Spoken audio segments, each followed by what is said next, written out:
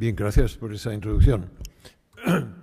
Permítame que, como un indicador de impertinencia, comience preguntándoles yo, ¿cuántos de ustedes siguen mi blog? Levanten la mano. Bueno, sepan que lo que voy a intentar es que al final de la sesión les haya estimulado para que lo lean todos. Bien. Miren ustedes, permítame una nota biográfica. Yo tuve que irme de España por razones políticas. Yo fui muy activo en la lucha antifascista de los años 50 en Barcelona. Y ahí inicié un largo exilio y a la vuelta de ese largo exilio y la vuelta de un exilado a su país no es nada fácil. No os lo aconsejo a veces. Es muy complejo. Porque cuando volví y te encuentras de nuevo entre tu pueblo, es una enorme satisfacción. Yo me sentía muy lleno estando de nuevo aquí con mi pueblo. Pero también me costaba mucho aceptar muchas cosas que veía. Y entre ellas, la falta de actitud crítica del mundo universitario, por una parte, y por otra parte, la enorme ignorancia que la juventud tenía de su propia historia, de manera tal que se creían que el dictador era un viajete mal genio y nada más. Y no se daban cuenta que, según académicos que han analizado el fascismo en Europa de una manera muy completa, la dictadura que tuvimos en este país fue de las más crueles que ha habido en Europa. Por cada asesinato político que hizo Mussolini, Franco hizo 10.000. Y eso lo hizo el profesor Malecafis, experto en fascismo europeo en la Universidad de Columbia, Nueva York. De ahí que mi intento era volver a formar a gente, investigadores en las áreas en que yo trabajo, de manera que cuando yo me vaya, pues hay alguien que continúe trabajando en la misma área. Pero quedé tan apabullado por lo que yo veía y el enorme control de los medios. Miren ustedes, yo he vivido en muchos países. Y en ninguno de los países en los que yo he vivido he encontrado una escasez mayor de diversidad ideológica de los medios como en nuestro país. Y a veces la gente acá no se da cuenta. O sea, los medios están enormemente controlados con muy poca diversidad. De ahí que se aceptan cosas que son banalidades como cosa de sentido común.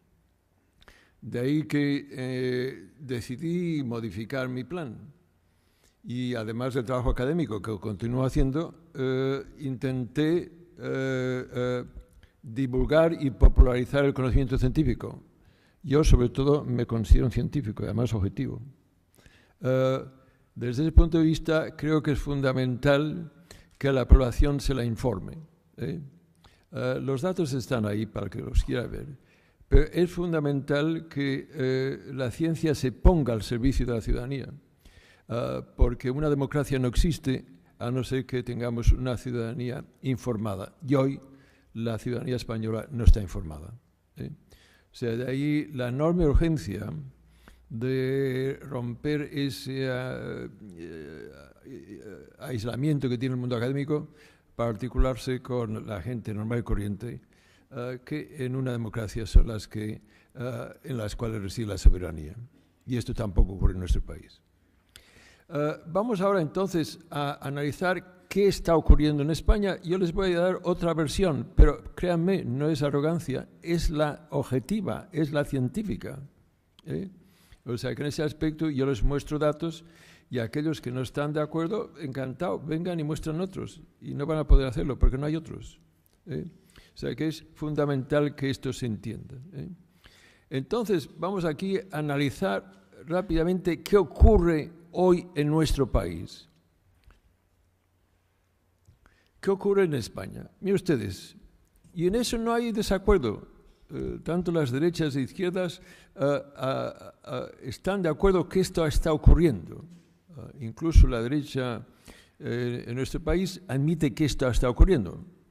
Los grandes acuerdos es por qué. Pero fíjense, ¿qué está ocurriendo? Una disminución de los salarios, un aumento del paro, un descenso de la ocupación, una dilución de la protección social, una reducción del gasto público social, una privatización de las transferencias y de los servicios del estado de bienestar, una reducción de los derechos laborales y sociales, una reducción y privatización de las pensiones públicas, un debilitamiento de la negociación colectiva y de los sindicatos. Esto es difícil negarlo. Esto está ocurriendo, ha estado ocurriendo. Ahora se dice que nos estamos recuperando, de eso vamos a hablar más tarde, pero poca gente hoy tiene la osadía de cuestionar que esto ha estado ocurriendo. ¿Por qué? Y ahí, naturalmente, como es lógico, pues hay una diversidad de opiniones. Pero vamos a ver, preguntemos primero a la estructura de poder, lo que en el mundo anglosajón se llama el establishment, que es una expresión que yo utilizo frecuentemente porque la creo muy adecuada. El establishment es la estructura de poder. Entonces, vamos a ver la estructura de poder en Europa y en España. ¿Qué es lo que dice esa estructura de poder? Que naturalmente se produce a través de los medios. Comencemos por el señor Mario Draghi, el presidente del Banco Central Europeo, que en una entrevista en la revista americana Wall Street Journal, que es la revista del capital financiero estadounidense, dice que el modelo social europeo es insostenible. Europa siempre fue un punto de referencia.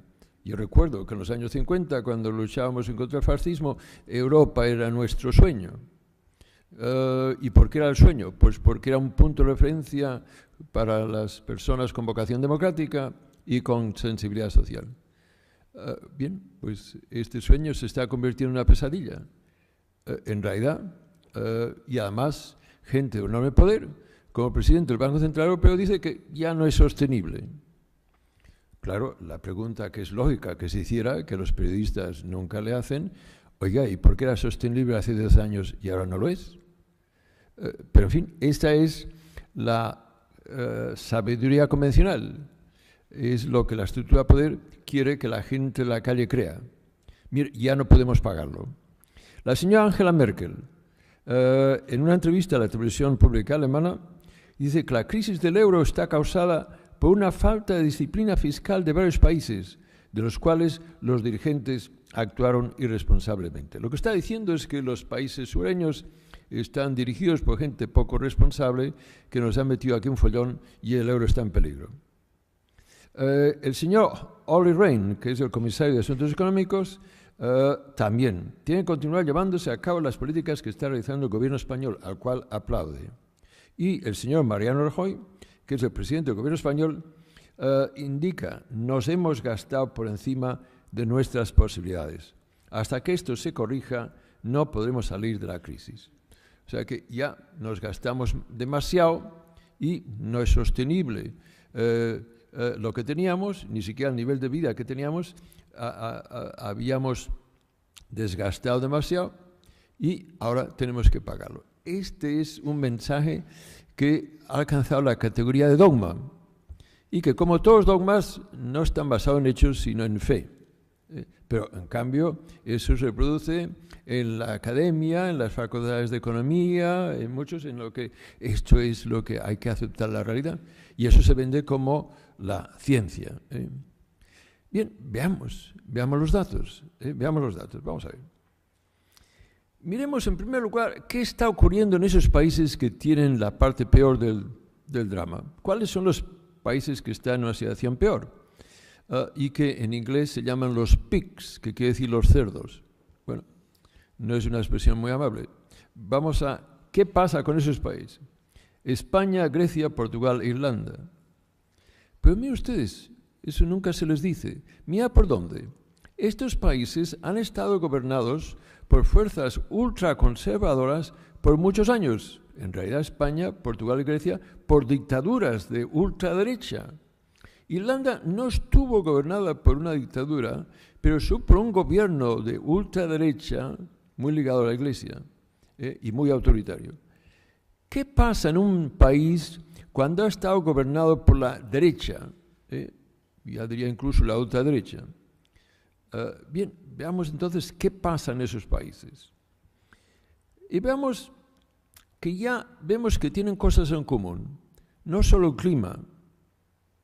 aunque en Irlanda llueve mucho. No solo el clima, es su historia. Han estado gobernados por dictaduras de ultraderecha, Grecia, Portugal y España, e Irlanda por un gobierno de derechas muy autoritario, muy ligado a la Iglesia. Mire por dónde. Estos países tienen el número mayor de policías por 10.000 habitantes en la Unión Europea, los 15, y el menor porcentaje de la población adulta que trabaja en su estado de bienestar. Todos ellos tienen también las mayores desigualdades de la Unión Europea, y ahora veamos los datos. Son países que tienen estados pobres. ¿Qué quiere decir esto? Que los ingresos al Estado son muy bajos, miren ustedes. Ingresos al Estado con porcentaje del PIB. La Unión Europea, los 15, 44%. Miren ustedes, Suecia, 64%. En Suecia es al revés que en el sur de Europa. Ahí las izquierdas históricamente han tenido poder. Ahora están gobernados por las derechas, pero históricamente, desde el año 45, el mayor periodo ha estado gobernado por la socialdemocracia en colaboración con el Partido Comunista y ahora con el Partido Verde. Ahí las izquierdas son fuertes, en el sur son muy débiles. No es la observación de Navarro, es una observación científica. Se muestra con datos. Bien. España, 34%, ahora es 32%. Grecia, 37, 39, 34. Son estados pobres. Son estados con un gasto social muy bajo. Miren ustedes, la Unión Europea, a los 15, se gasta el 27% del PIB en su estado de bienestar. Suecia, casi el 30% del PIB. En Cataluña, 19%. España, 22%. Todos países muy bajos. Son los países que tienen menos gasto público social por habitante. ¿Qué es gasto público? Gasto en pensiones, en sanidad pública, en educación pública, en escuelas de infancia, servicios domiciliarios, servicios sociales, vivienda social. Ese es el gran capítulo del Estado, que, por cierto, cualquier ciudadano en cualquier parte del país o del continente son los temas que más importan a la ciudadanía. Seguro que los temas que importan más a los ciudadanos de Pamplona son los mismos que lo que importa en Barcelona, Bilbao, Sevilla o Madrid. Y que es las escuelas para los niños, los trabajos para los jóvenes, las pensiones para los ancianos, la vivienda. Esto es lo que importa más a la gente normal y corriente. Bien, pues miren ustedes, estamos a la cola. España está, después de más de 32 y 35 años de democracia, continuamos estando a la cola. Bien, estados pobres, estados con poca conciencia social y estados en el que la dimensión de empleo por parte de los servicios públicos es muy escasa.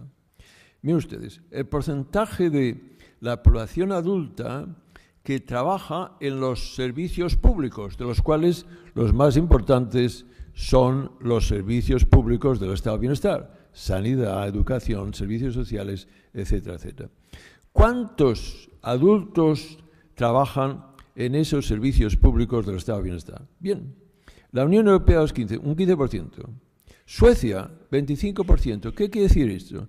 Que 1 de cada 4 suecos trabaja en sanidad, educación, servicios sociales, escuelas de infancia, etcétera, etcétera. En España, 1 de cada 10. Y en Cataluña ni siquiera llegamos a eso. Esa diapositiva, no, estos son datos, no es la opinión de Navarro. Estos son datos. ¿Qué quiere decir eso? Ya con esa diapositiva se desmonta todo ese enorme tinglao ideológico que se ha montado bajo el nombre de ciencias económicas y que es mera ideología barata, en la que se dice que el Estado español es excesivo, está ahogando la creatividad en el sector privado, que el Estado está ahogando el desarrollo económico. Pues mire usted, tenemos un Estado muy pobre, muy pobre.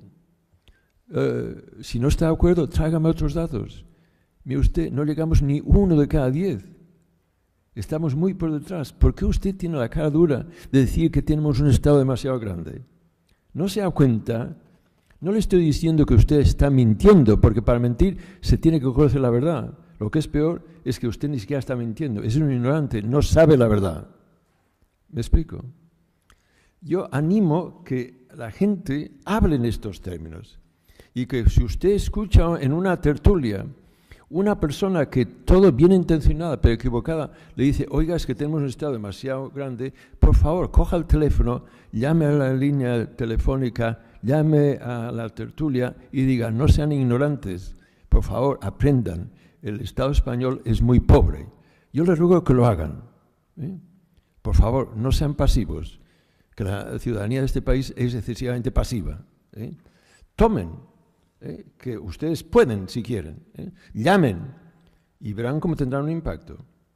Bien, continuamos entonces, y esto es de una enorme importancia, porque fíjense ustedes, si en España, en lugar de 1 de cada 10, tuviéramos 1 de cada 4, tendríamos 6 millones más puestos de trabajo, con lo cual eliminamos el desempleo. ¿Se dan cuenta? Si tuviéramos el sector público que tiene Suecia, no tendríamos desempleo. ¿Se dan cuenta? Y me dirán, ¿y cómo se paga? No se preocupe, se lo diré en 5 minutos. Hay alternativas, claro que las hay, claro que las hay. Pero hay que informar a la ciudadanía, porque los medios están trabajando 48 horas al día para que ustedes no lo vean. Esto es fundamental que ustedes lo entiendan. Bien, vamos entonces, continuamos por ahí. Son estados pobres, con poca conciencia social,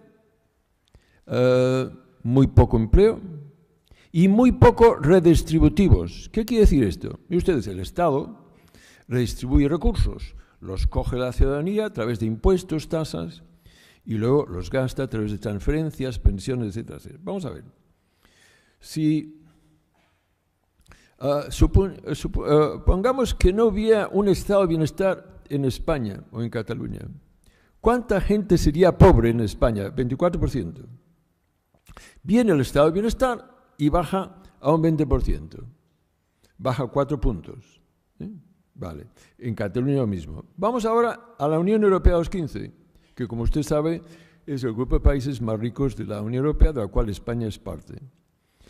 Pues mire, baja de 25, pasa de 25 a 16. Suecia, de 27 a 13.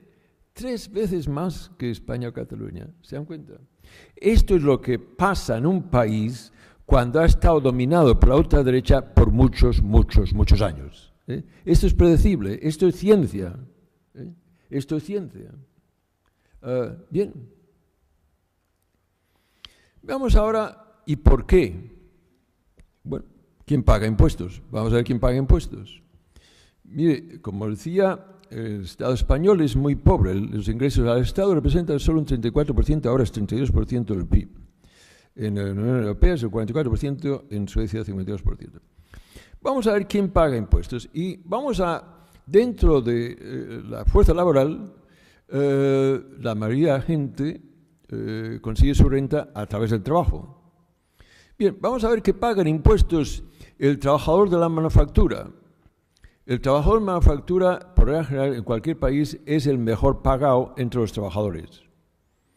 Vamos a ver qué pagan impuestos un trabajador de manufactura español comparado con el trabajador de la manufactura promedio de la Unión Europea de los 15 y el que paga más impuestos, que es el sueco. Vamos a ver el trabajador de la SEAT en Barcelona comparado con el trabajador de Volvo en Suecia. ¿Qué pagan en impuestos? Miren ustedes, si el sueco es el punto de referencia, el 100, entonces lo que este gráfico dice es que el trabajador de la manufactura en España paga en impuestos 74% de lo que paga el sueco. ¿Me explico bien? Por favor, muevan la cabeza, si no, no... ¿Me he entendido bien? Repito, si el sueco es el 100, ¿qué quiere decir esto? Pues que el español, catalán, es el 74%. ¿Me he explicado bien? Bien. El de Europa es el 88%. O sea que, desde el punto de vista, 74, el europeo es 89.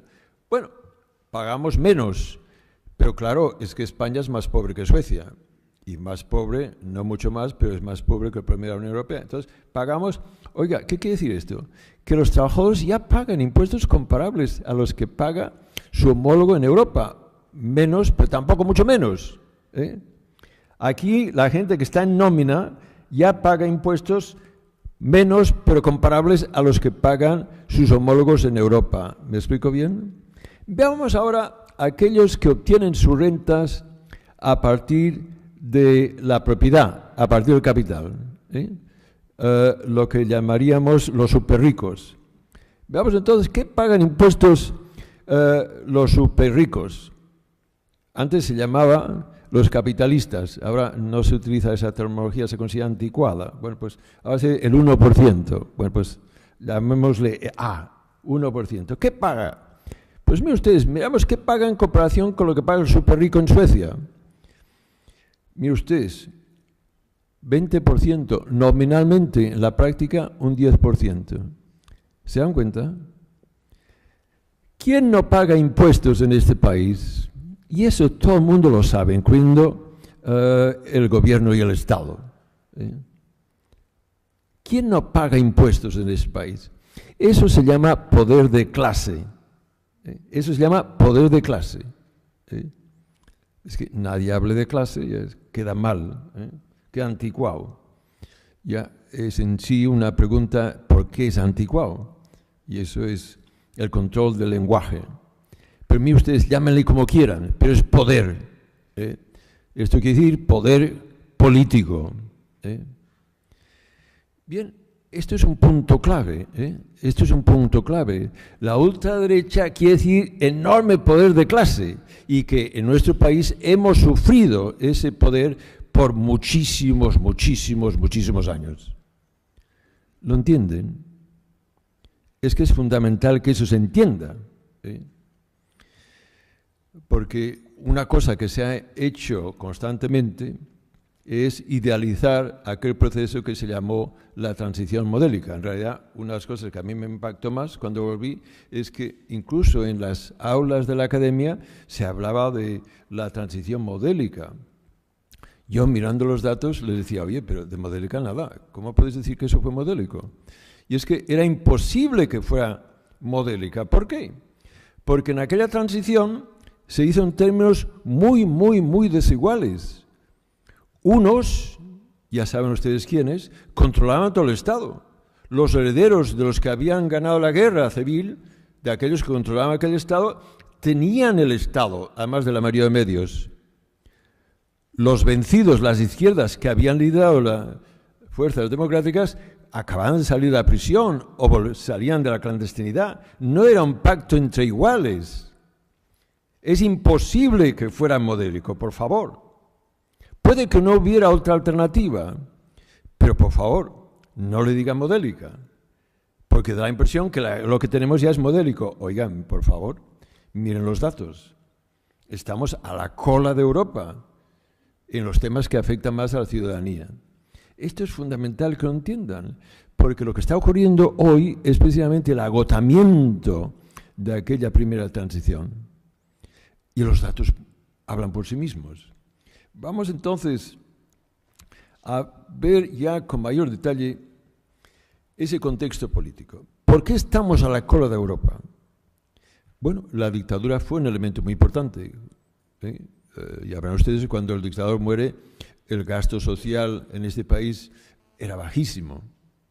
Pero hay otra cosa que no se les ha explicado, que es la manera como se hizo la integración de España en el euro. Miren ustedes, este es un punto de tal importancia que es realmente sorprendente que ustedes seguramente no se les ha informado sobre ello. Miren la próxima diapositiva. Muere el dictador en el 1975. En aquel momento España se gastaba el 14% del PIB en su estado de bienestar, que es muy bajo, con mucho el más bajo de Europa. Mientras, aquellos países que más tarde pasarían a ser los de la Unión Europea de los 15, el promedio era 22% del PIB. Bien, viene la transición, viene la democracia, y a pesar de los enormes defectos que los tiene, y lo que voy a elaborar más tarde de la democracia, así todo no es una dictadura y permite que los deseos populares presionen para que hagan cambios. Y miren ustedes, el gasto público social con porcentaje del PIB pasa de 14 a 24. ¿Lo ven ustedes? Claro que en Europa también pasa de 22 a 28. Pero miren ustedes, el déficit de gasto público se ha recortado por la mitad. Se iba en la buena dirección. Pero en el 93, ¿qué pasa? Que baja de nuevo, tanto en Europa como en España, pero en España mucho más rápido. Es la integración de Europa en la unidad monetaria regida por en la eurozona. ¿Qué ocurre ahí? Miren ustedes saben que la entrada del euro, la entrada española al euro se tenía que hacer por lo que indicaba el Tratado de Maastricht. El Tratado de Maastricht decía que para un país fuera aceptado en el euro tenía que tener un déficit público por debajo de un 3% del Producto Interno Bruto, una deuda pública menos del 60%, etcétera, etcétera. Ustedes ya saben esas condiciones. Bien, se tenía que bajar el déficit público, era un 6% entonces, y tenía que bajarse a 3%. ¿Y cómo se baja el déficit público en un país? Bueno, hay tres maneras, dos sobre todo. O se recorta el gasto público o se aumentan los impuestos. No hay otra alternativa. También hay el crecimiento económico, del cual voy a hablar más tarde. Pero esas son las dos maneras. ¿Qué se hizo en España? Es que en España siempre que se ha tenido que reducir el déficit se ha hecho a base de recortar el gasto público, incluyendo el gasto público social. Lo hemos visto durante esos últimos años. Se recorta el gasto público social. Y así se hizo. Y entonces ven ustedes que al recortar el gasto público social quiere decir que hay menos gasto para escuelas, para hospitales, para centros de atención primaria, para escuelas de infancia, etcétera, etcétera. Pero miren ustedes, ese gráfico que en un país auténticamente democrático tenía que ser conocido por todo ciudadano, les muestra qué ha pasado. Miren ustedes.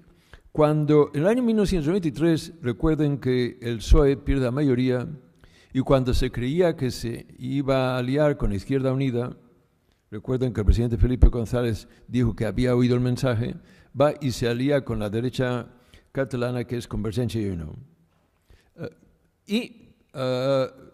Escoge como manera de entrar en el euro, reducir el déficit público a base de recortes de gasto.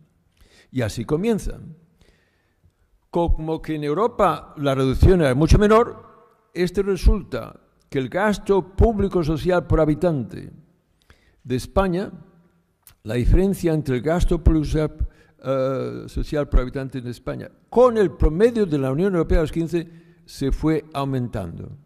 Repito, el déficit de gasto público social se mide por la diferencia entre Europa, que es mucho más grande, y lo que nosotros nos gastamos. Y lo que quiere decir en ese gráfico es que en el año 1995 el déficit que teníamos en España es que por cada español nos gastábamos 1.793 euros estandarizados. Ya, no se preocupen, no son euros, pero son categorías semejantes. No se preocupen en cuanto a esto. Entonces, quiere decir que en aquel año el Estado español se gastaba 1.793 euros estandarizados menos que el promedio de la Unión Europea. Pero fíjese que esta cantidad va subiendo, va subiendo, va subiendo, va subiendo. Resultado de los recortes de gasto público. ¿Me explico bien? ¿Sí o no? Me parece que no. Bueno, entonces quiere decir que si a usted le recortan el gasto público y a su vecino no se lo recortan, el déficit suyo con el vecino va a ir aumentando. ¿De acuerdo? Bien.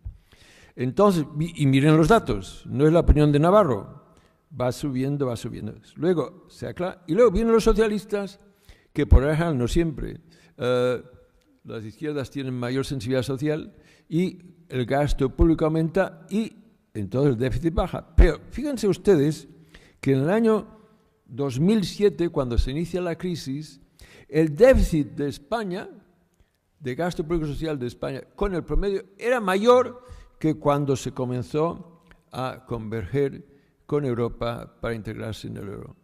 ¿Qué quiere decir esto? Ese gráfico quiere decir que el euro en este país se consiguió a base de un enorme empobrecimiento del estado de bienestar. ¿Sí? O sea, cuando el señor Aznar iba sacando pecho por Europa de que ya estamos en el euro y que hemos hecho lo que nos indicasteis y que hemos recortado el gasto público, más de un presidente de otro país le podría haber dicho, pero usted lo ha hecho a base de que tiene unas escuelas peores, unos centros de atención sanitaria peores, etcétera, etcétera. Tenía menos gasto. Esto ha sido el costo. ¿Y quién utiliza más el estado de bienestar en este país? Las clases populares. Las clases populares han pagado el que España tenga el euro. Se ha hecho a costa del bienestar de las clases populares. Y esto a ustedes no se lo han explicado. Y oiga, esos son datos. Si no está de acuerdo, venga, tráeme otros datos y verá que no los hay. Esto es el significado de este gráfico. Bien. Veamos ahora el porqué de los recortes.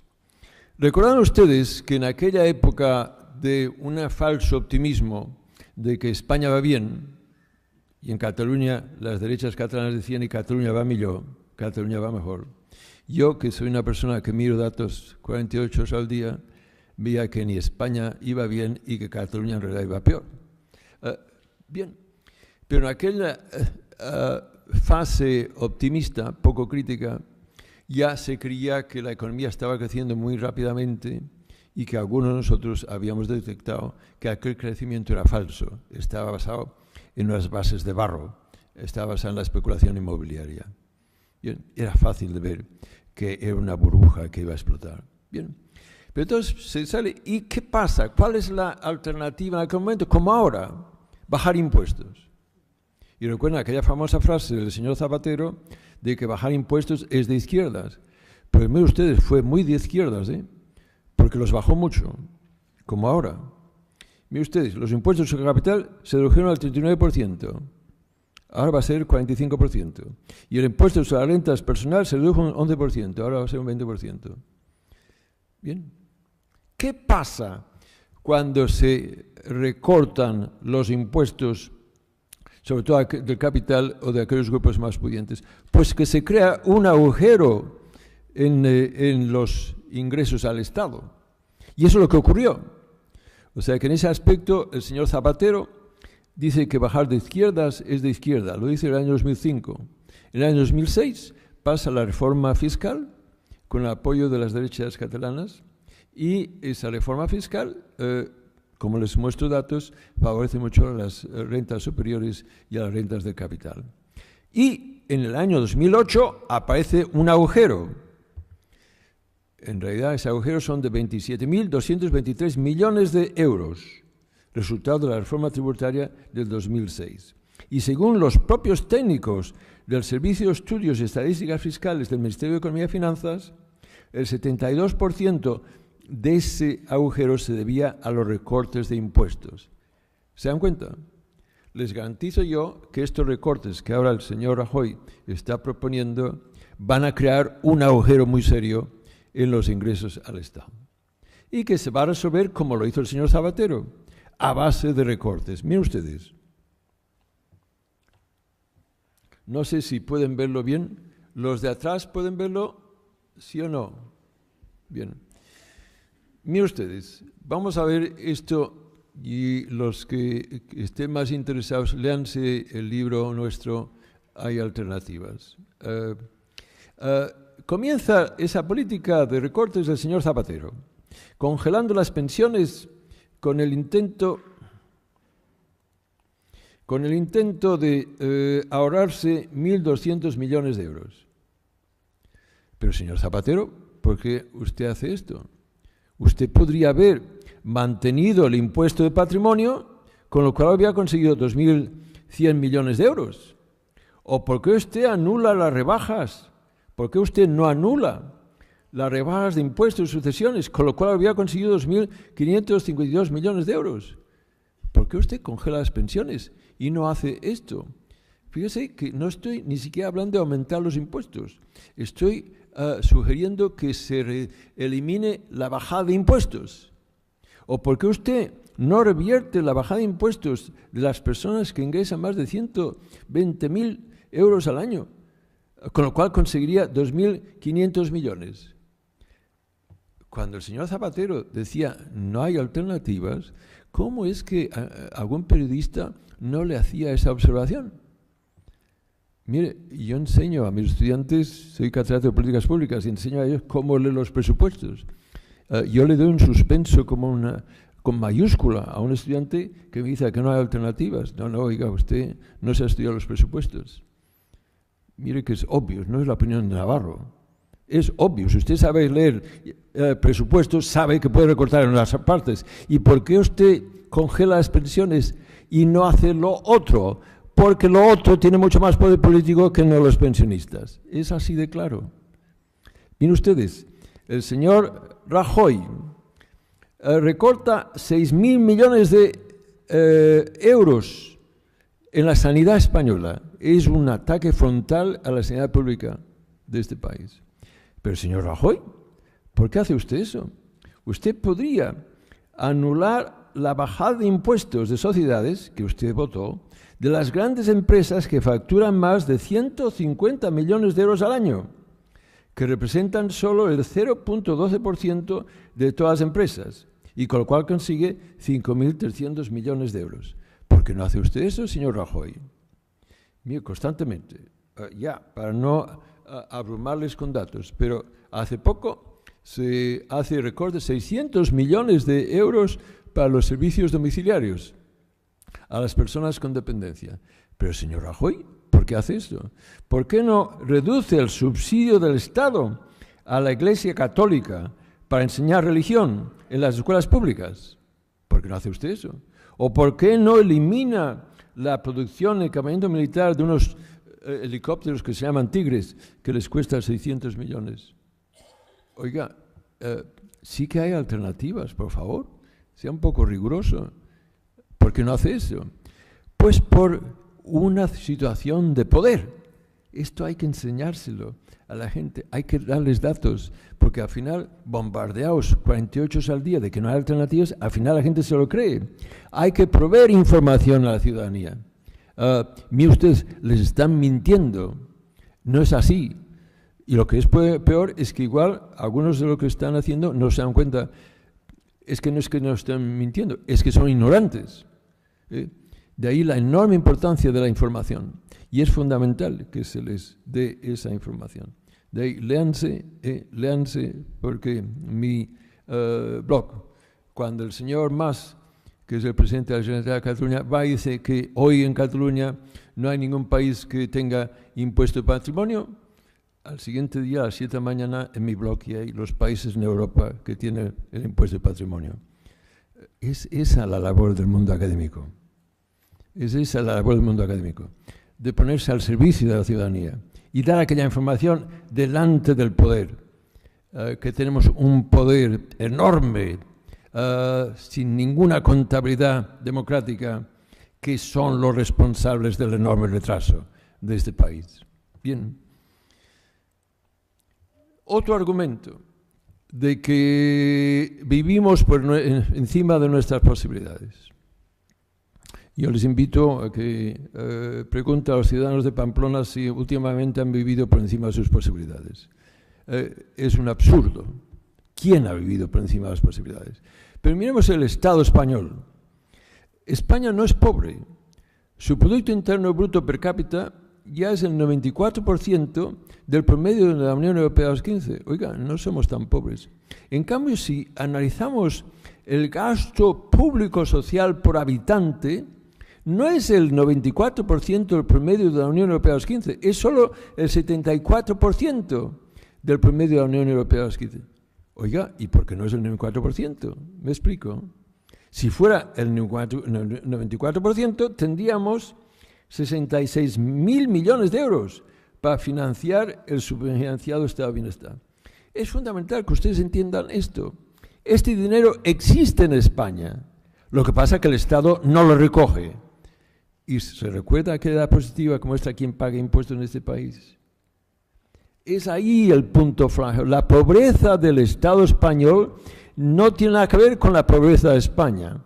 Tiene que ver con el enorme poder que tiene ese 1% y acompañado de otro 9%, que es esos grupos pudientes de la sociedad que, mal acostumbrados por la dictadura, continúan dominando la democracia y hoy continúan teniendo un enorme poder en configurar las políticas públicas de ese país. Y se lo dice un catedrático de políticas públicas.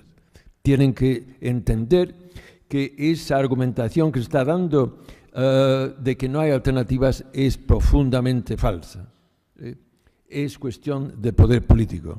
Bien, es en esa dinámica que ¿qué está pasando también? Les he dicho que hoy estamos viendo un ataque frontal en frente del estado de bienestar, pero también un ataque frontal al mundo del trabajo. Miren ustedes, las rentas del trabajo con porcentaje del PIB han estado bajando. Miren ustedes, aquí es la renta del trabajo, han ido bajando en la Unión Europea y también en España, de una manera muy notable. Esto es fundamental que ustedes lo entiendan, que el conflicto que existe hoy en España es del capital en frente del mundo del trabajo. Pero no solo en España, miren ustedes, en la próxima diapositiva. Lo que hemos estado viendo, si ustedes miran en cualquier país, las rentas o derivan del trabajo, salarios, por ejemplo, o del capital, de que usted tiene acciones o tierra que genera recursos o lo que fuera. Entonces, por lo general, en un país, el 70-75% son rentas del trabajo y el 25% así son el capital. Pero fíjense qué ha ido ocurriendo desde los años 80. ¿Qué pasó en los años 80? La famosa contrarrevolución neoliberal, llámesele como se llama. La inicia el presidente Reagan en Estados Unidos, la sigue la señora Thatcher en la Gran Bretaña y se extiende por todo el mundo. Las reformas neoliberales. ¿En qué consisten? La desregulación de los mercados financieros, la desregulación de los mercados de trabajo, la reducción de los salarios, la reducción del gasto público, la privatización del estado de bienestar. Esas son, y que en el fondo es un ataque frontal al mundo del trabajo por parte del mundo capital. Y miren ustedes cómo ha ido bajando. En el promedio de la Unión Europea 2.15, las rentas de trabajo representan el 72.9% y bajan en el año 2012 al 66%. Y fíjense ustedes que en España, por primera vez, ya estas son las rentas del trabajo y estas son las rentas de capital. Pues por primera vez en España las rentas del trabajo son menores que las rentas del capital. En otras palabras, las rentas de capital son mayores que las rentas del trabajo. Esto es ya una cosa enormemente preocupante. Que quiere decir que esas rentas son enormemente grandes en cuanto a espacio y muy concentradas. Y claro, se debe a muchos factores. La política fiscal juega un papel muy importante porque el capital grava mucho menos que el trabajo. Esto es fundamental que se entienda. Esto tiene unas enormes implicaciones porque la causa de la crisis es esa. Y el hecho de que la seguridad social tiene un futuro problemático no tiene nada que ver con la transición demográfica de que cada vez hay más ancianos y cada vez menos jóvenes.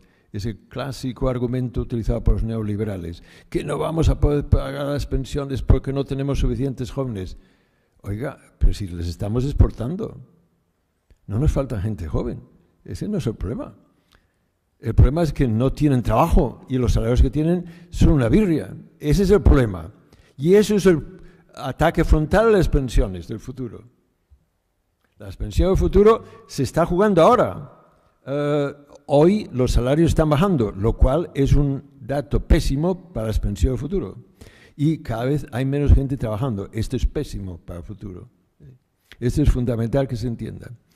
Pero fíjense lo que le estoy diciendo, que esa disminución de las rentas del trabajo juega un papel clave en la crisis. ¿Qué quiere decir esto?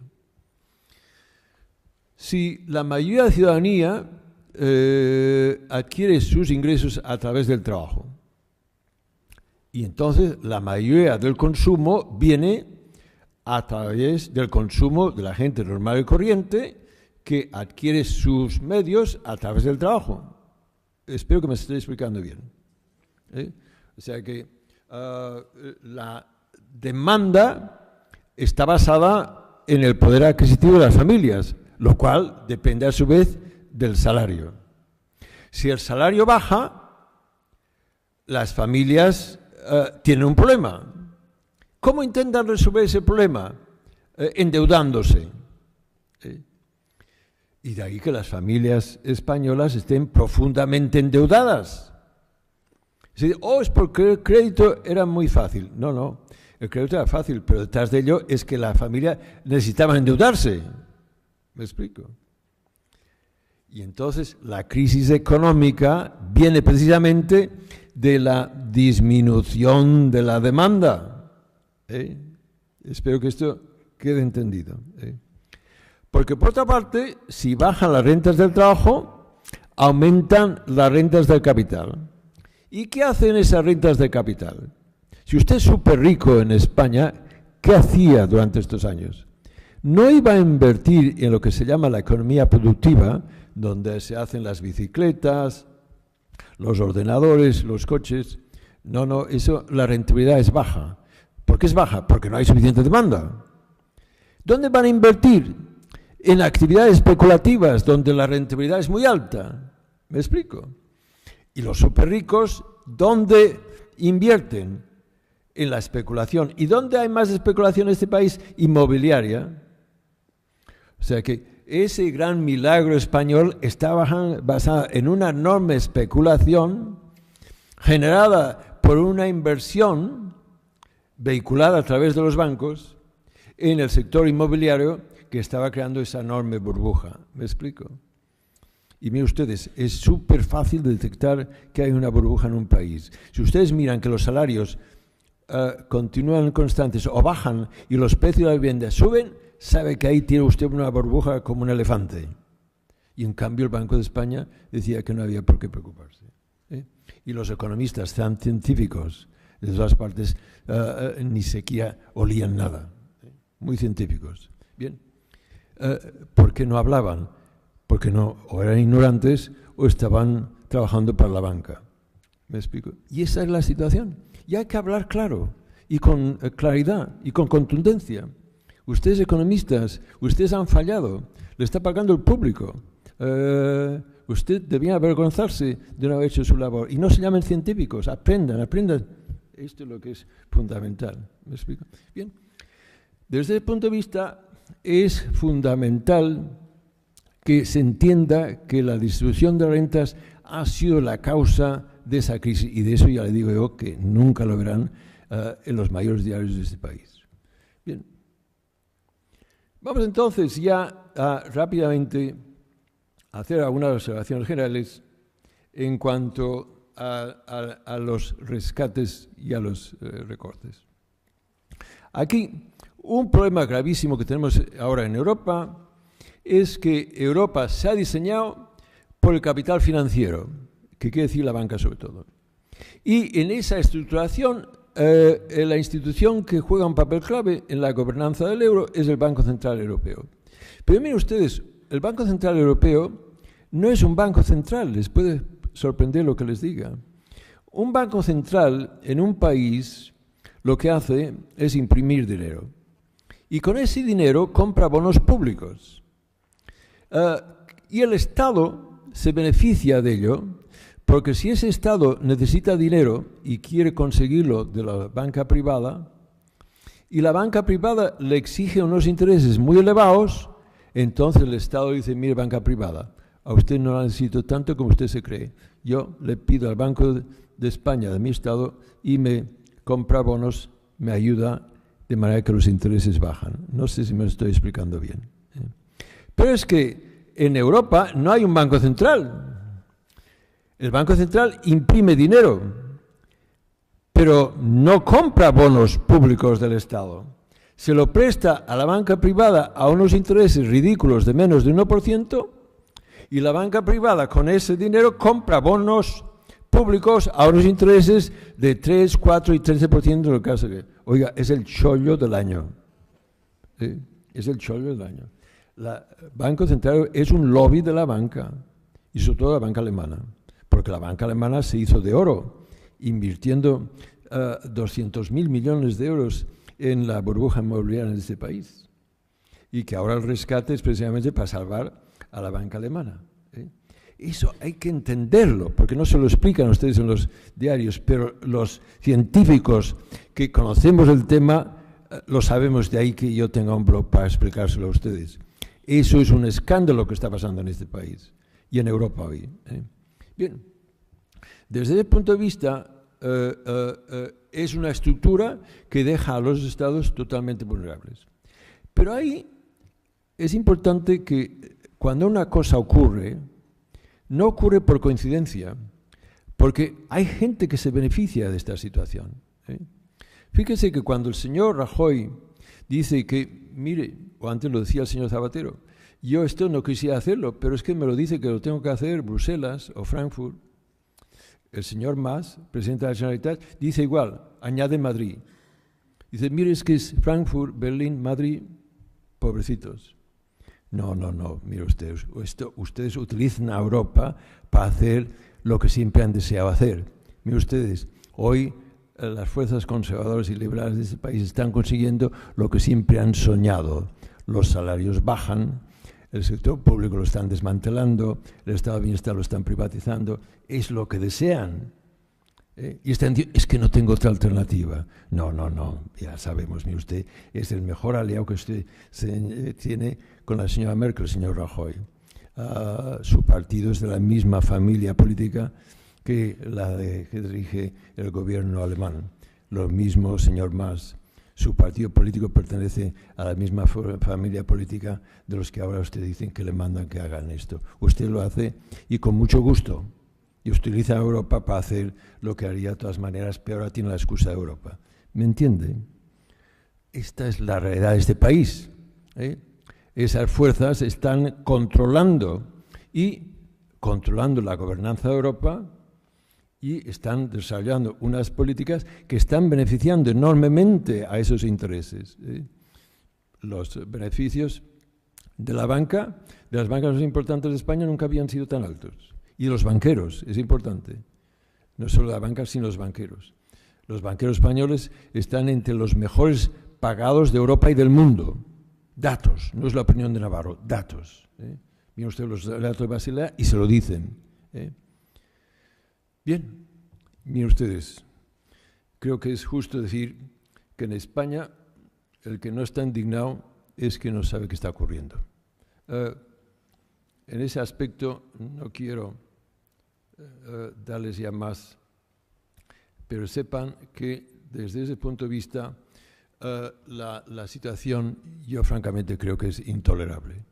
O sea que en ese aspecto estamos viendo una situación en que las noticias del día no siempre con la credibilidad que debían tener, pero hoy España está muy agitada.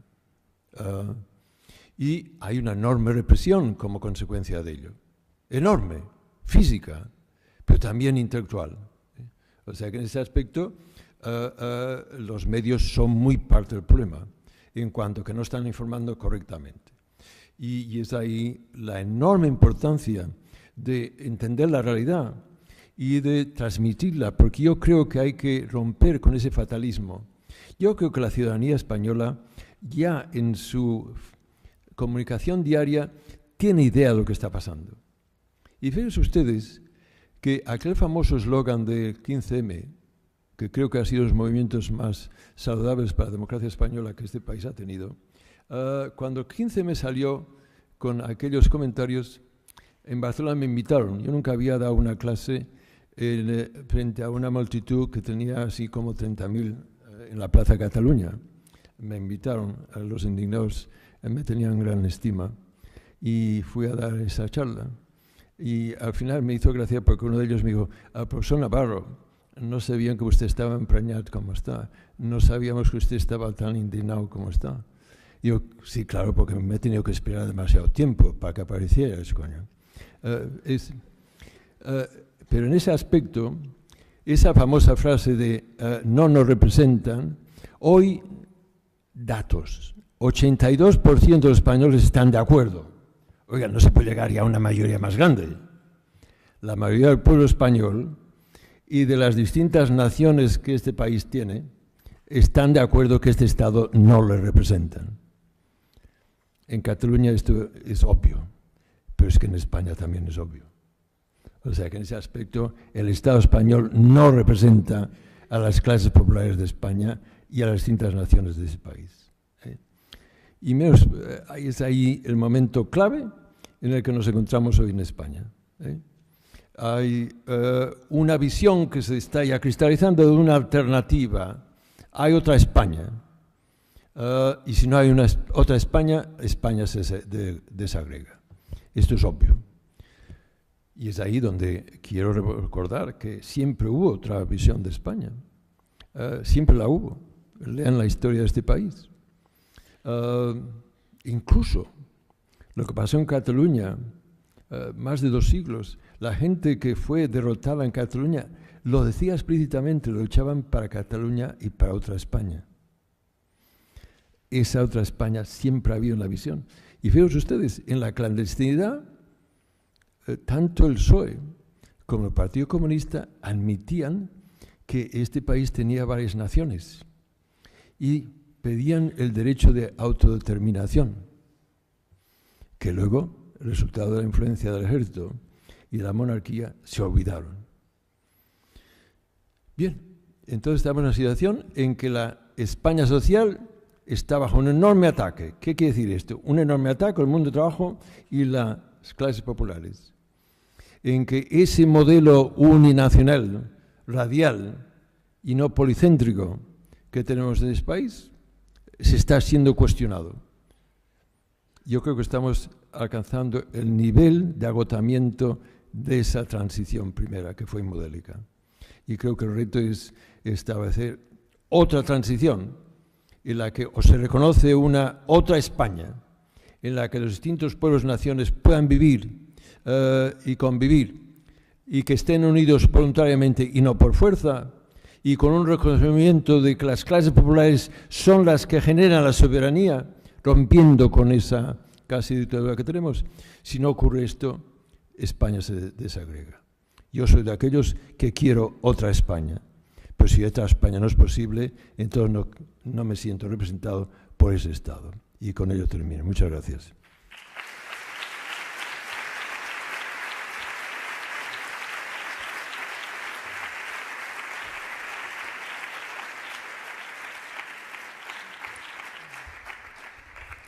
Muchas gracias, profesor Navarro, por la claridad de las ideas y de los datos.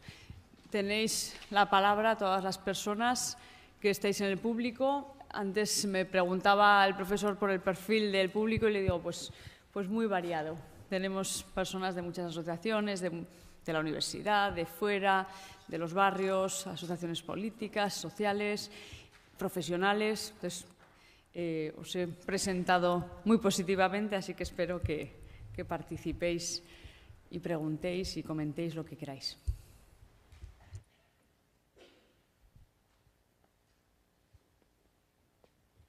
Yo creo que les he agotado.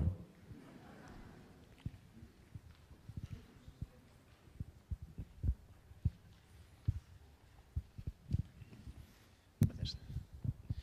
Bueno, ante todo, muchas gracias por venir, señor Navarro, y muchas gracias también por esta escuela. Quería preguntar respecto respecto a la denuncia de la pérdida de terreno de las rentas de trabajo frente a las rentas del capital, hay un argumento que se saca para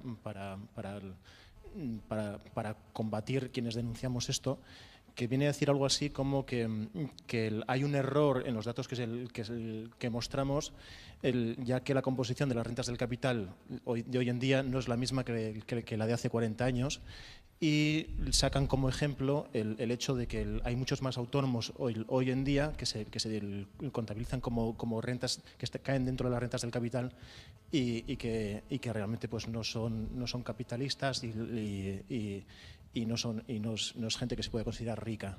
No sé si esto se tiene en cuenta a la hora de medir estos datos y si tal argumento tiene alguna validez. La segunda pregunta que quería hacer es cómo valora el señor Navarro los actuales parámetros de medir el Producto Interior Bruto. Gracias. ¿Cómo? ¿Puede repetir el último? Sí, ¿qué valoración hace de los parámetros actuales para medir el Producto Interior Bruto? Gracias.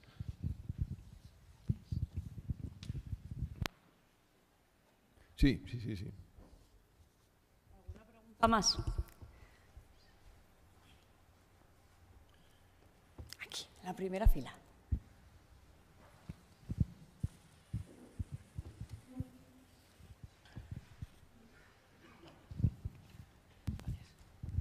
Bueno, yo me sumo primero con el compañero el agradecimiento y las felicitaciones a la cátedra y a la directora y al ponente. Una pregunta, en las actividades, o sea, en el programa he hecho a faltar un punto, muchos de los, y en la ponencia también, hablamos del reparto de la riqueza, pero en ningún momento se habla del cambio de modelo productivo, de cómo se genera esa riqueza. El señor Navarro ha mencionado, luego hablar del crecimiento y no ha tocado ese tema. Y como soy de los que lee su blog, sé que el año pasado tuvo algún debate con Flora Marcellesi sobre este tema, sobre nuevos modelos productivos, el de crecimiento. Entonces, si ve que ese tipo de alternativas, no solo del reparto de la riqueza, sino de cómo se genera, tenemos también ahí formas de actuar. Gracias. ¿Otra más? Sí, otra más. Hola, buenas. Yo vengo de un mundo raro, el mundo del derecho. Ya estoy jubilado. Me llama poderosamente la atención que el artículo 134 de la Constitución, al hablar de los presupuestos generales del Estado, dice que la ley de presupuestos no puede crear tributos. Le he oído en la exposición a usted y se lo he leído también en las 115 propuestas de que había que por lo menos quitar algunos, poner otros, incrementar del patrimonio y tal y cual. Yo francamente y desde el punto de vista de Navarra lo tengo clarísimo. Cada vez que Amancio Ortega quiere abrir una tienda o lo que sea en nuestra avenida de Carlos III, que está cogiendo muchas, el Ayuntamiento de Iruña debería colocarle una tasa municipal de 1.000 millones de euros. ¿Por qué? Porque hasta puede tener cierta competencia legal para poner unas tasas especiales. Bueno, y lo mismo me vale para las ideas que tiene la primera fortuna del mundo, el Carlos Slim, cuando va a pretender comprarse, parece ser, un porcentaje bastante majo de lo que va a ser, igual desgraciadamente, un banco inventado en Vascongadas que se va a llamar Cuchabán. Entonces veo que el aumento de los ingresos del Estado o de una parte del Estado por medio de los impuestos tiene que ser mediante una especie de acciones especiales, porque de los presupuestos generales del Estado, ya que están limitados hasta ese punto que no pueden crear tributos, sino solamente modificar cuando una ley tributaria sustantiva así lo prevea, no podemos esperar absolutamente nada. Con respecto a los tributos en Navarra, alucino, así de claro. Acaba de salir en la prensa que el Gobierno de Navarra ha devuelto a Hacienda por no haber usado 1,8 millones de euros. Me parece mentira que en una época con tanta necesidad le llegue la pasta al Gobierno de Navarra, que no le llega para nada, solamente le llega para devolver lo no gastado a Hacienda. Y por último, alucino muchísimo más en Navarra cuando resulta de que aquellos aerogeneradores que se inventaron en Navarra que luego vendimos a Acciona, pues resulta que Acciona ahora va a vender 1/3, lo del negocio extranjero, a lo que yo llamo fondo buitre, que no sé si es buitre, pero se llama KKR. Total, que entiendo que desde lo chiquito, desde una administración local, igual tenemos muchas más posibilidades de ciriquear todo este entramado, iba a decir macroeconómico, pero no es macroeconómico, sino macrofinanciero, que cada vez nos da más asco.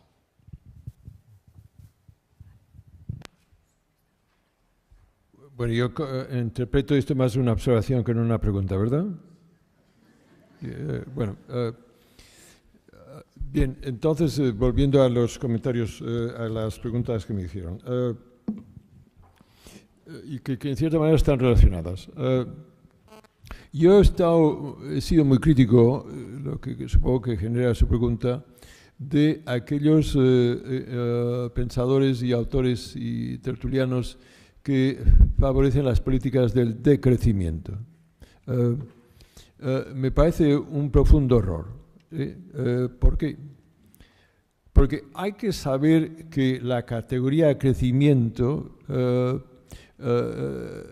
es un sistema de contabilidad que tiene que ver con el hecho del PIB. O sea, que desde el punto de vista, miren ustedes, se puede crecer produciendo tanques o se puede crecer resolviendo el problema del cáncer. ¿Me explico? O sea que los dos, en cuanto a sistemas de contabilidad, implican crecimiento. ¿Me explico? O sea que creo que esa categoría confunde un sistema de contabilidad con un principio con el cual yo podría estar de acuerdo, que es que se requiere un cambio de producción. Pero fíjese que en la tradición socialista a la cual yo me identifico históricamente, ese ha sido un debate constante. Fíjese ya que al principio, cuando la revolución bolchevique, ya los fundadores de aquella revolución tenían una visión muy errónea de creer que el socialismo era las fábricas del mundo del capital mejor distribuidas. Hasta que otros pensadores dijeron, no, es que usted coge aquel sistema de producción, coge unos valores en aquel sistema de producción. ¿Me explico? Esto se recogió mucho en la Revolución China, en que, a pesar de los muchos problemas y defectos que tenía, la revolución cultural tenía como objetivo precisamente cuestionar que el socialismo no es el capitalismo mejor distribuido, es otra forma de producción. ¿Me explico? Esa está en la historia del movimiento obrero. Entonces, totalmente de acuerdo que el socialismo no puede ser el capitalismo mejor distribuido. Tiene que ser otro tipo de producción. En eso estamos de acuerdo. Pero no utilicen una narrativa que además está siendo cooptada por las derechas, porque esto es lo que está haciendo, como el término de austeridad. Me dicen, no, es que austeridad es un valor. Mire, coja otro término, por favor, pero no diga austeridad, que nos están golpeando con austeridad. ¿Me explico? Eso es lo que es fundamental. Entonces, fíjense, hoy España podría estar creciendo mucho más rápidamente si en lugar de las políticas que está siguiendo el gobierno actual, que además es un fracaso, el crecimiento que van a generar es minúsculo. Miren ustedes, ¿por qué no crea usted 6 millones de puestos de trabajo? Como decía, que en lugar de 1 de cada 10, 1 de cada 4 adultos españoles trabaje en los temas del estado de bienestar. Y eso se puede pagar muy fácilmente. Miren ustedes, solo una cuarta parte del fraude fiscal reconocido por los técnicos de Hacienda puede pagar, crear 6 millones de puestos de trabajo. ¿Me explico? O sea, nunca acepten ese argumento de que no hay dinero. Lo hay. España no se está gastando lo que le corresponde por el nivel de riqueza que tiene. Y no es porque la gente normal y corriente que estamos en nómina no pagamos ya. Es la gente, la enorme concentración. Es que, según los propios técnicos de Hacienda, el 70% del fraude fiscal en este país lo hacen las grandes fortunas, la banca y las empresas que facturan más de 150 millones de euros al año. Datos. 70%. Oiga, y eso lo sabe el Estado. El Estado lo sabe. Pero claro, estos grupos, la banca en este país es enormemente poderosa y no se atreve a meter la mano. Aquí se sabe, pero con gran detalle, dónde tienen todas las empresas del IBEX paraísos fiscales. Es que conocemos dónde están los paraísos fiscales de cada una de estas empresas. Esto lo sabe Hacienda, ¿me explico? Lo que pasa es que no son los técnicos, que muchos de ellos son los que están denunciando esa decisión. Es que la voluntad política no está en eso, por mucha narrativa que parezca lo contrario. O sea, esto se puede pagar. Pues fíjese usted, el Producto Interno Bruto de España crecería un 2 o 3% si se crean 6 millones de puestos de trabajo. ¿Me explico? Y ahora a los compañeros ecologistas, que les tengo mucha simpatía, pero a veces no coincido. La preocupación del que el crecimiento va a absorbir materias que son finibles y que nos llevan a un desastre. Oiga, pero es que se puede crecer consumiendo materias o proveyendo servicios. Yo creo 6 millones puestos de trabajo para atender a gente anciana y no se consumen materias que van a ser agotadas. ¿Me explico? O sea que no se puede hacer esa similitud entre crecimiento económico y consumo de energías que no sean renovables. Las energías son renovables. La energía más potente que hay en el mundo casi no está explotada, es la solar. Y dice, oiga, es que nos falta agua. No, perdón, no puedo decir que falta agua en el mundo. Mire usted, el globo, hay agua por todas partes. Ah, no bebible. Oiga, el agua salada se puede convertir en bebible. ¿Me explico? O sea que en ese aspecto hay que ir con cuidado porque no se puede hacer el juego a las fuerzas conservadoras y que a veces, sin quererlo, en hacer una cierta expresión se le está reforzando esa situación. Y que a veces es cuestión de mera tecnología. Yo les digo, por favor, no utilicen austeridad y no utilicen el término de crecimiento. Porque yo les puedo demostrar que España crece a un 2 o 3%, creando 6 millones de puestos de trabajo, sin que al ciudadano normal y corriente le toque sus impuestos, y creando gran riqueza, porque, por cierto, otro punto clave, si usted mira la diferencia de ocupación del hombre español con el hombre europeo, por en general, el porcentaje de hombre que trabaja es semejante. Ahora en España está bajando. Pero aquí el gran déficit es la mujer. La mujer sueca, 78% está en el mercado de trabajo. La española, 52%. Parte del retraso de España se debe a eso. ¿Por qué? Porque trabajo crea trabajo. Pero la mujer que trabaja crea incluso la necesidad de más trabajo. ¿Me explico? Cuando una mujer trabaja, crea necesidad de que alguien haga lo que antes hacía en casa. Esto es fundamental que se entienda. Cuando se dice, ¿cómo es que en España hay tan poca gente trabajando? Claro, porque el sector público es demasiado escaso. Si en lugar de 1 de cada 10 tenemos 1 de cada 4, eso crea riqueza. Y dice, es que está pagado en impuestos. Bueno, pero es que por cada persona que trabaja hay la necesidad, mire, eso lo hemos calculado, por cada mujer que trabajara en España se crea la necesidad de un 20% de otro trabajador. 4 mujeres generan la necesidad de un trabajador. ¿Me explico? Va multiplicando. Yo cuando... como que yo en los años 50 milité y tuve problemas con la policía, con algunos de los que hoy mandan, a mí me toleran ciertas impertinencias que supongo que a los restos de los ciudadanos no se lo tolerarían. Yo les digo, estoy hablando de dirigentes de izquierda, que se llaman de izquierda, y les digo, oye, pero ¿por qué no habláis de clase trabajadora? Ya aquí casi nadie habla de clase trabajadora, se dice ahora clase media. Digo, no, oiga, es clase trabajadora. Es que sepa que cuando a la ciudadanía se le pide, ¿usted es clase alta, media o baja? La mayoría de la ciudadanía dice media, ¿no? Es lógico. Pero si en España se le pide a usted clase alta, media o trabajadora, que tampoco es una tipología muy científica, pero es menos frívola que la anterior, la mayoría de españoles se definen clase trabajadora. Fíjate que el Estado español tiene una categoría que dice clase alta, media baja y baja. Yo les escribí al ministerio, dije, oiga, pongan una baja, baja y le escupen. Se llega ya a ese nivel como es un país de castas, ¿no? Miren ustedes, la mayoría del pueblo español es clase trabajadora y clases medias. Pero es que ya les invito a que ya hablar de lucha de clases, eso ya le miran como este tipo de ser un anticuado.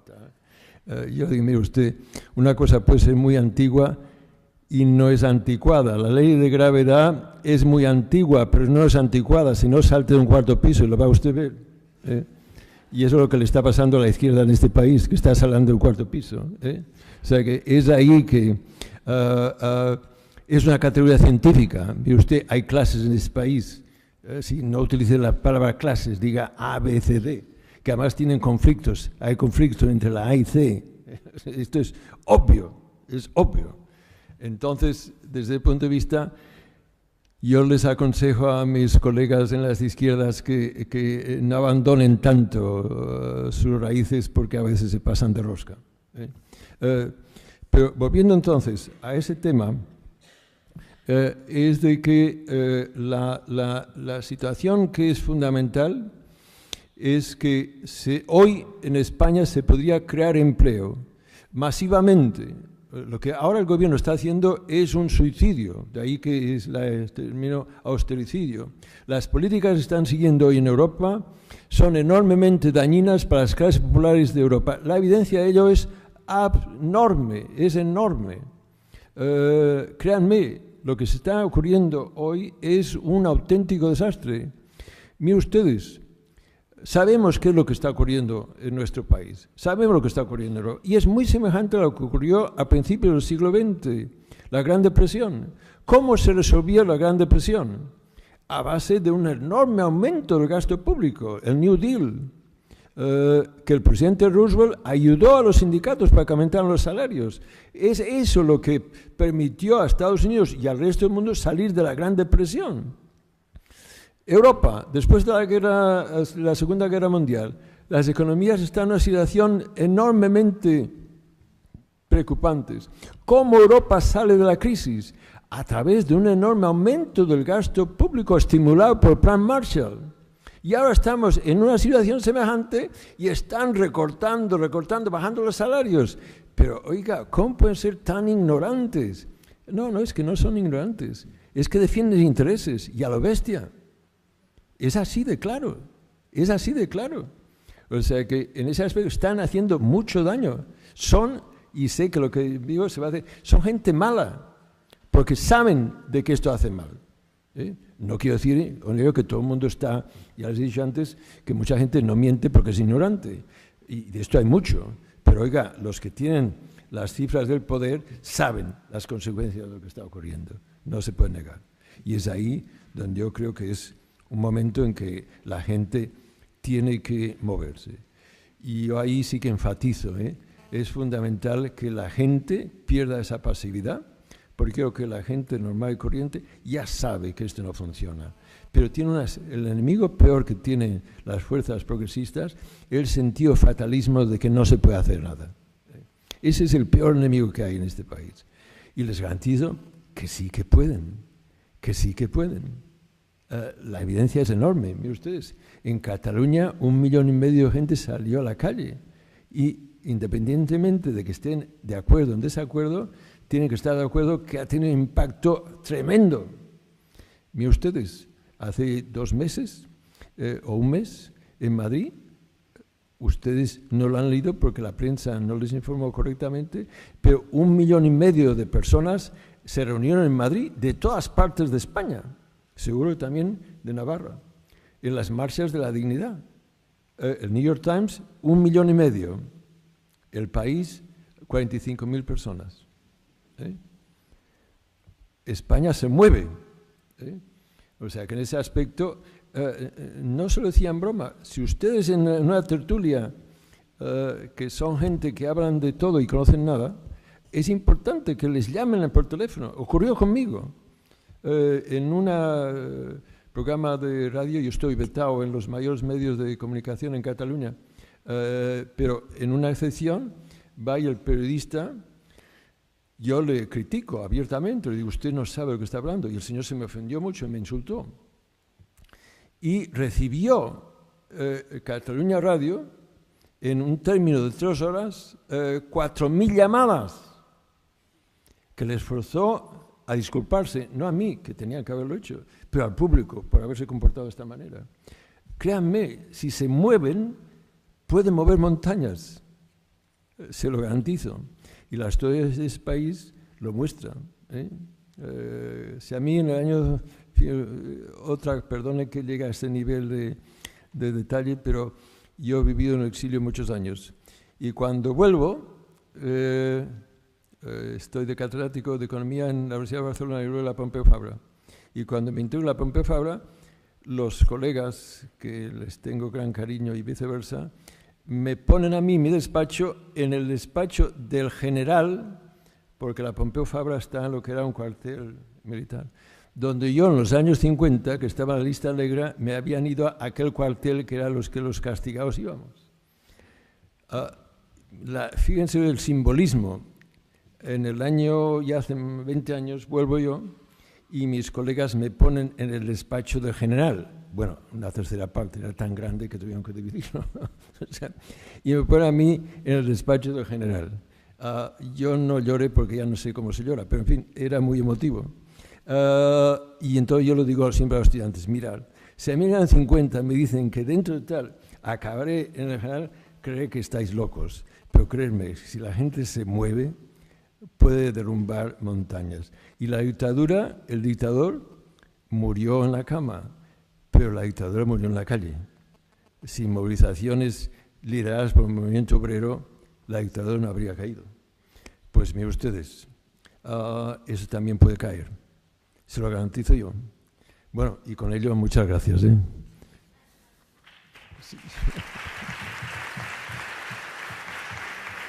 ¿O quiere más? ¿Quiere más preguntas?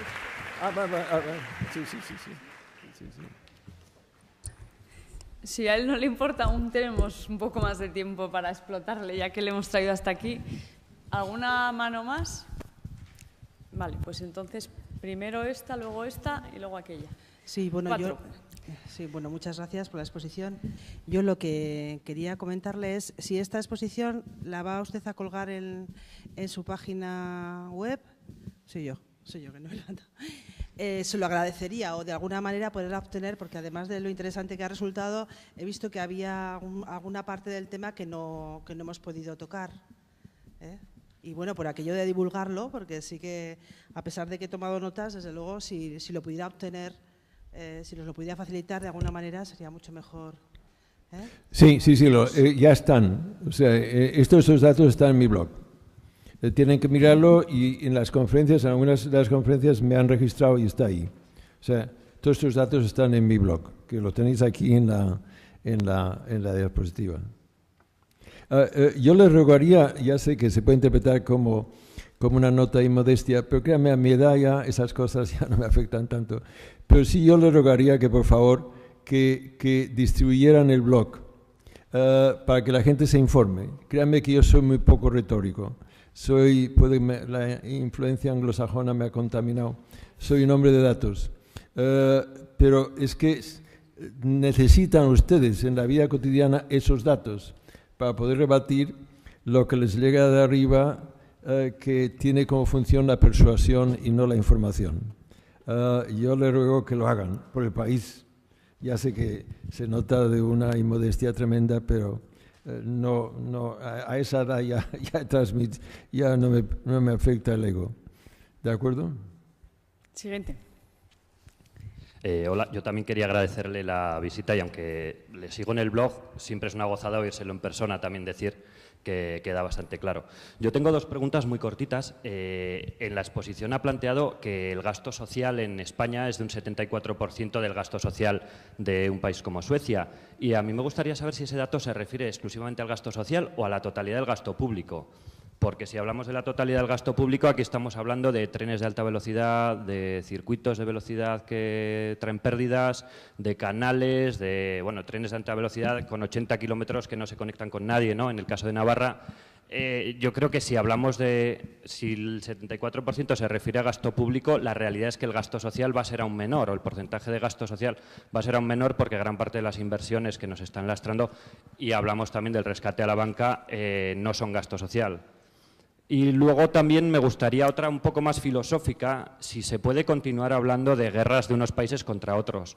Ha salido mencionado el término de los PIGS, y poniendo por cuestión a Alemania, pero llegan muchos datos de Alemania, de la propia Francia, con las últimas políticas de Hollande, donde las clases populares alemanas y francesas también están pagando gran parte de la crisis, y a veces me da la sensación de que nos erigimos en somos las víctimas de una crisis, y los franceses y los alemanes, y pienso, joder, yo no sé si son los franceses o los alemanes, o realmente en este mundo globalizado la clase capital o la gente de la clase capital realmente lo que ha hecho ha sido una gran batalla contra la clase trabajadora que de momento no estamos sabiendo enfrentar. Vale. Un par más. Sí, yo quería preguntarle respecto a la situación que había en el mundo en la época del New Deal, ¿no? Y la que hubo posteriormente a la Segunda Guerra Mundial con el Plan Marshall. Los países emergentes en aquel momento no existían. La división entre el mundo que producía las manufacturas y aquel otro que proveía de materias primas, fuente de energía, ha cambiado, básicamente.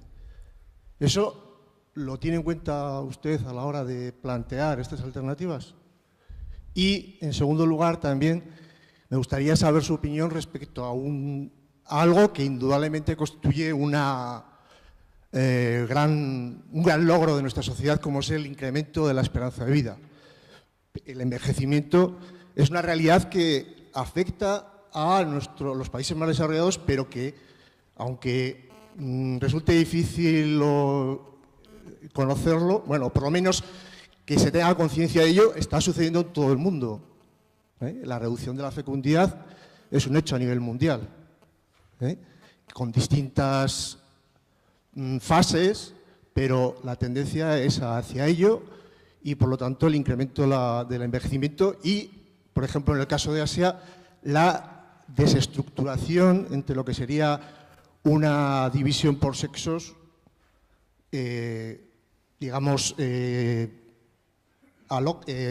espontánea, y la que se ha producido como consecuencia, pues, de políticas o bien establecidas, o bien, voluntariamente, o de un modo forzado. Se habla de alrededor de 100 millones menos de mujeres en Asia, de las que habría, por ejemplo, si ese porcentaje de 42% mujeres, 52% de hombres, que se produce de un modo natural, digamos. ¿Había una última por ahí?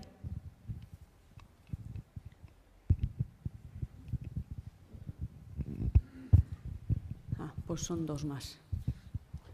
Sí.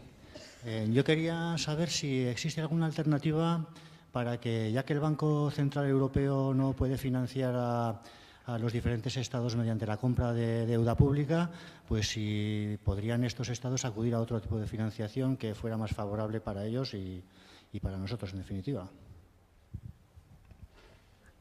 Allí atrás, Bueno. la última.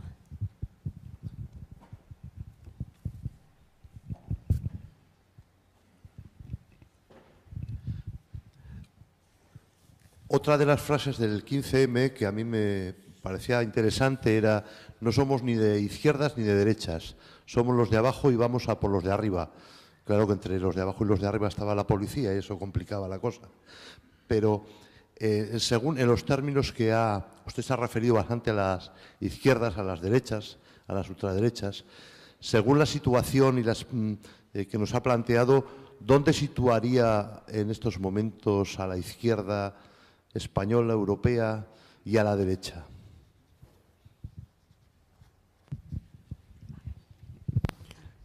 Bueno, tantas preguntas y tan buenas que igual me tendrán que invitar de nuevo para estar aquí otra charla. Mire, pasando por acá, cuando digo 1 de cada 4 me estoy refiriendo a personas adultas, no porcentajes del PIB. O sea que cuando en ese aspecto 1 de cada 4 adultos, o sea que en ese aspecto, si en lugar de 1 de cada 10 en España tuviéramos 1 de cada 4, tendríamos 6 millones más puestos de trabajo. Entonces, lo que estoy diciendo es que no solo el gasto público como porcentaje del PIB es bajo, sino que el porcentaje de la población adulta trabajando en el sector público es bajo.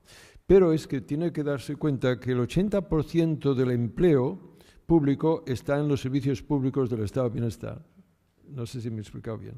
O sea que desde ese punto de vista, la pobreza del Estado se refleja no solo en cuanto a las transferencias, que también, sino también en el empleo público. O sea que el argumento de que el sector público, el estado de bienestar es el capítulo más grande y con mucho del sector público. Entonces, decir que el sector público esté sobredimensionado no tiene ninguna credibilidad científica, los datos no lo muestran. Esto sería distinto a las regulaciones del sector público, en el sentido de que una de las quejas del mundo empresarial es que excesiva normativa, rigidez burocrática, etcétera, etcétera. Esto, en términos comparativos, podría tener cierta credibilidad, acentúo de cierta credibilidad, pero no tiene nada que ver con el tamaño del sector público propiamente dicho, ¿eh? O sea que esto es importante. Segundo, me alegra saber que sigue mi blog, pero sígalo incluso más a diario, porque lo aclara muchas veces. Lo que usted dice, estoy totalmente de acuerdo. No es Alemania versus el resto, porque hay clases sociales dentro de Alemania y la clase trabajadora alemana es una de las primeras víctimas de las políticas de la señora Merkel. Esto lo he escrito y varias veces, ¿eh? O sea que en ese aspecto en Alemania hubo un debate muy interesante en el que había, por un lado, el señor Oskar Lafontaine, que era el ministro de Economía del Chancellor Schröder, y que creía que la manera de estimular la economía era a través de estimular la demanda doméstica. Y cuando decimos demanda doméstica, es decir, a través del incremento salarial. Esto era Oskar Lafontaine. Schröder, en cambio, como el señor Rajoy, como el señor Zapatero antes, como el señor Mas, creen que la manera de salir del agujero es estimulando las exportaciones. El señor Schröder daba gran hincapié a las exportaciones. He escrito tanto sobre este tema, pero en fin, les animo a que continúen leyéndome, porque no puede un país salir del agujero en que se encuentra a través de las exportaciones. La evidencia es tremenda en cuanto a este medio. Entre otras cosas, el sector exportador en España representa entre un 20 y un 30%, lo cual quiere decir que el 70% no es exportador. Entonces, desde el punto de vista, incluso bajar los salarios para que aumente la exportación del sector exportador es un argumento que no es creíble. Oiga, el sector exportador es solo el 30%. ¿Por qué quiere bajar los salarios del otro 80% cuando no está en la actividad exportadora? Es que ni tiene coherencia en su discurso, ¿me explico? O sea, que desde el punto de vista, es que sepan ustedes que muchas de las cosas que se dicen en el conocimiento económico es de una frivolidad tremenda y se dice con toda arrogancia como ciencias económicas. Desde el punto de vista, hay que darse cuenta de que esas exportaciones, claro, favorecían mucho al capital financiero, además de las industrias exportadoras. ¿Por qué al capital financiero? Porque acumulaba muchos euros. El problema para Europa es que el sector exportador ha acumulado muchos euros. ¿Y qué ha hecho Alemania con estos euros? Los exportaba, entre otros lugares, aquí a España, en la especulación inmobiliaria, en lugar de aumentar los salarios de los trabajadores alemanes, que hubiera beneficiado a toda Europa, incrementando la demanda alemana, que hubiera sido el motor del resurgimiento de la economía europea. ¿Me explico? Esto lo he escrito claramente. O sea que estoy totalmente de acuerdo. El conflicto no es entre naciones, es entre clases sociales. con una alianza de clases de las élites gobernantes. Lo he dicho, puede que no me lo expresara suficientemente claro, pero hay una clara alianza de clases entre los grupos dominantes de la economía española y los grupos dominantes de la economía alemana. Lo que no hay todavía una establecida alianza entre las clases dominadas. Ese es el problema que hay, ¿me explico? Pero usted lleva toda la razón. Lo cual me recuerda que no le he contestado la pregunta sobre el capital. Hay el famoso libro seguro de Piketty, que ya todo el mundo se ha leído, y que es un buen libro, pero luego le hace mi crítica en el blog del libro de Piketty. Me estoy refiriendo a un libro de Piketty, el famoso, que tiene cosas muy interesantes, pero también algunos problemas graves. Pero ahí en la definición de capital, ¿qué es lo que se define por capital? Pero ya concretamente en esa situación, yo creo que lo que hay que analizar es la categoría contable de aquellos bienes que crean renta. Y es ahí que dentro de la categoría capital, la categoría de autónomos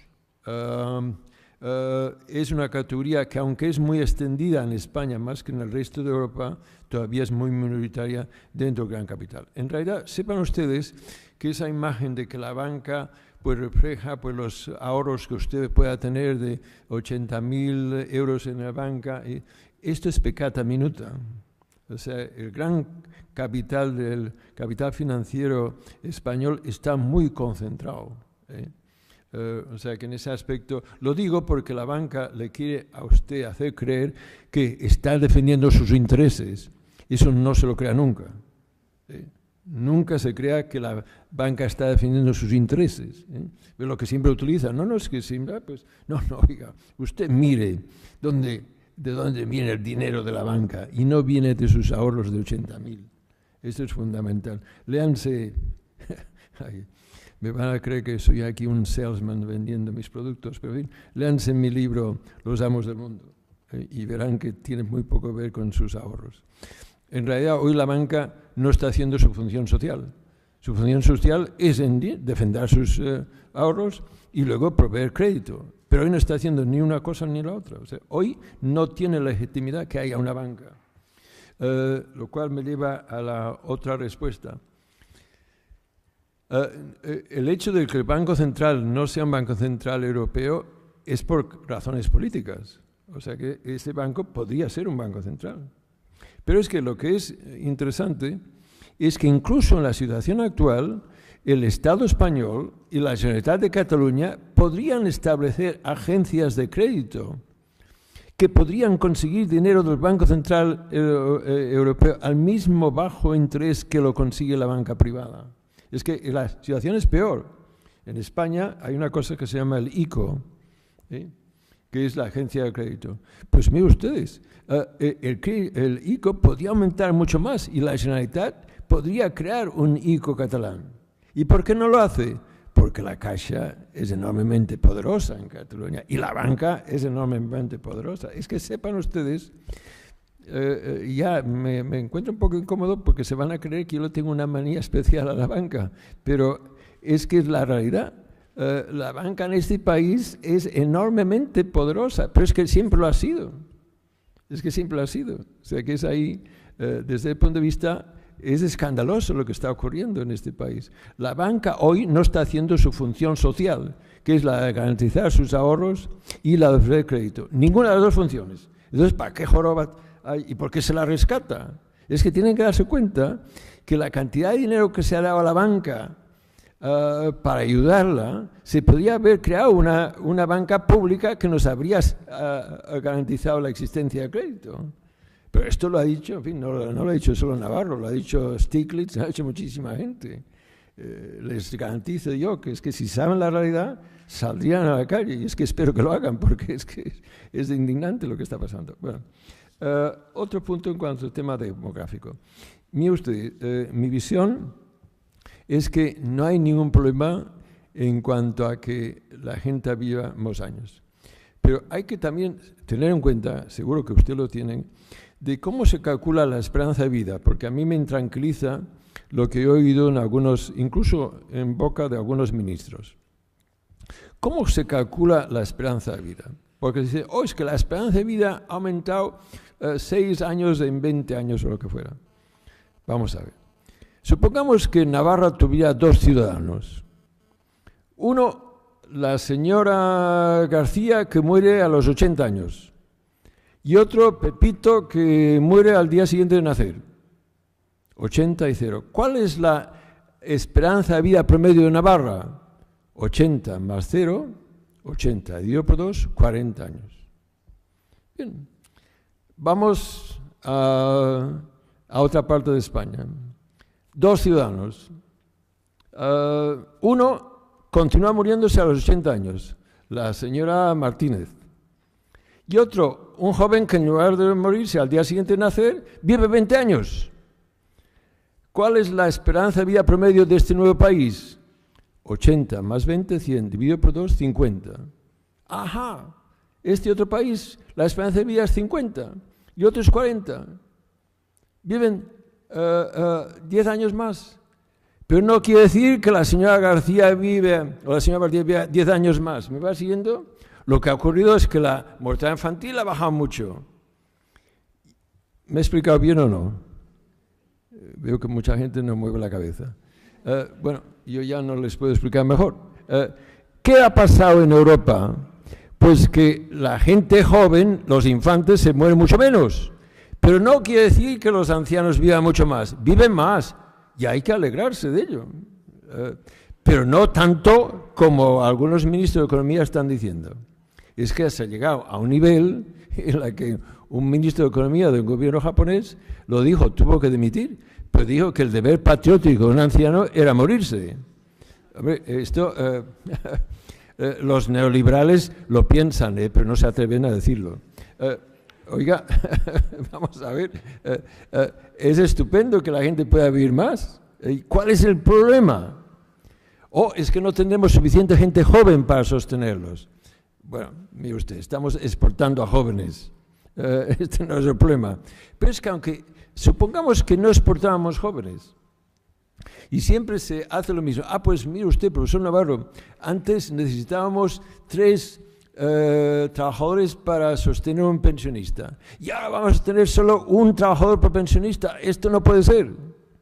Miren ustedes, España, hace 40 años, el 30% de la población trabajaba en el campo. Hoy, un 3%. 3% produce más alimento que el 30% de españoles hace 40 o 50 años. Hubiera sido absurdo que cuando la gente dejaba el campo, algún economista había dicho, oiga, que España se morirá de hambre porque no tendrá trabajadores en el campo. Es que no tenía en cuenta la productividad. La productividad ha aumentado enormemente. ¿Me explico? Pero es que esto es lo que ocurre. O sea, dentro de 50 años un trabajador producirá para alimentar a 2 pensionistas. ¿Me explico?